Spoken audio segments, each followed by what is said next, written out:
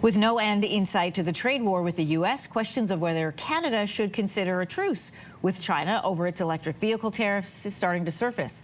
Last year, Canada implemented 100% tariffs on Chinese EVs. China then hit back with 100% tariffs on our canola oil and meal and peas, along with a 25% tariff on seafood and pork. Those industries have been struggling, and this all comes as the U.S. and China will hold trade talks in Switzerland this week.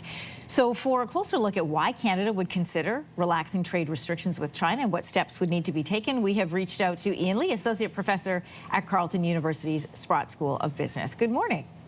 Good morning, Anne-Marie. We know that Canada's relationship with China has been tense. It was wrapped up by those 2024 tariffs on Chinese EVs, steel and aluminum products, and then China retaliated, as we just mentioned. But the Chinese ambassador to Beijing said that China wants to partner with Canada to push back against American bullying, is how they described it. Why would it make sense to remove restrictions on China, or what would need to happen for this relationship to improve? This is an excellent question because, of course, China is the second largest economy on planet Earth, $19 trillion GDP, second only to the United States at 30 trillion. Huge market because no country is self-sufficient. China is no exception. They're the largest importer of natural gas, for example, huge importer of agricultural products. So to your question, we at Canada adopted the 100% tariff and to be in sync, if you will, with American policy. President Biden, not Trump, not here to defend Trump at all, but it was Biden who put the 100% tariff on EVs. And there's a reason for that. And I've been teaching in China since 1997, once a year in an MBA program. And I've ridden in many different Chinese EVs because my students pick me up at the hotel to take me to the class each day, and they take turns. And when you look at the IEA data, China has 60% world market share in EVs. Why? Because they're far less expensive and they're a better quality. And the American and the Europeans are not competitive in EVs. So that's why they put this tariff on. However, when you drill down, we are not making small EVs. I mean, the Chinese make a Seagull that's $15,000.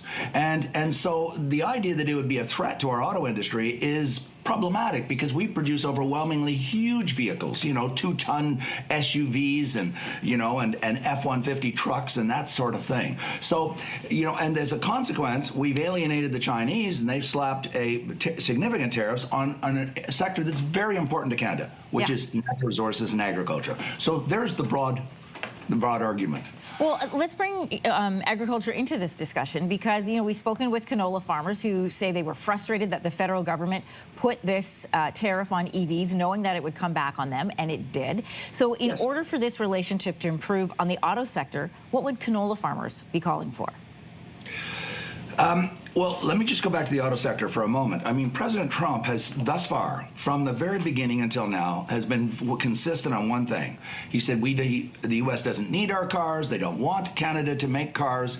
And so there are very profound, serious questions of whether the car industry, manufacturing industry, will remain in Canada. The industry itself and former Prime Minister Trudeau said, if the 25% tariffs remain in place on the auto industry is finished. It's not sustainable. I agree with that assessment, by the way.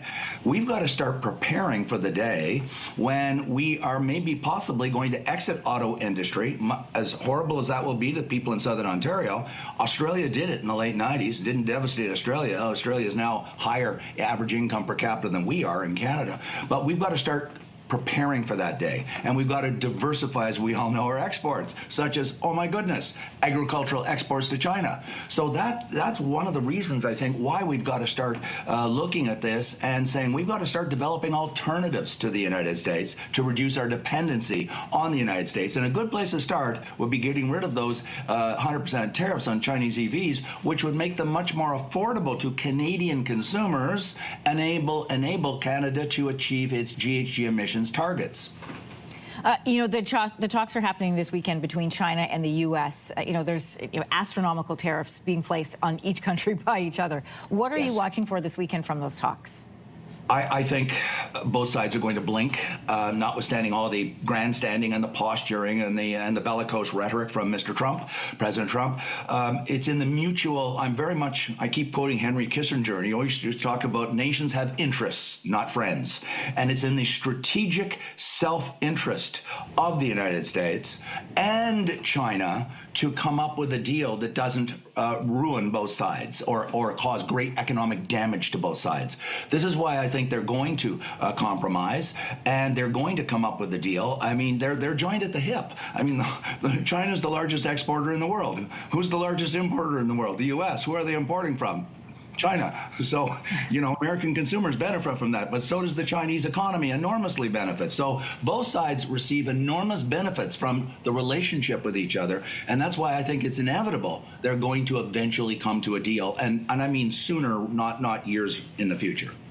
Associate Professor at Carleton University Sprott School of Business, Ian Lee, always great to chat with you. Have a great weekend. Thanks very much, Anne-Marie. Same to you.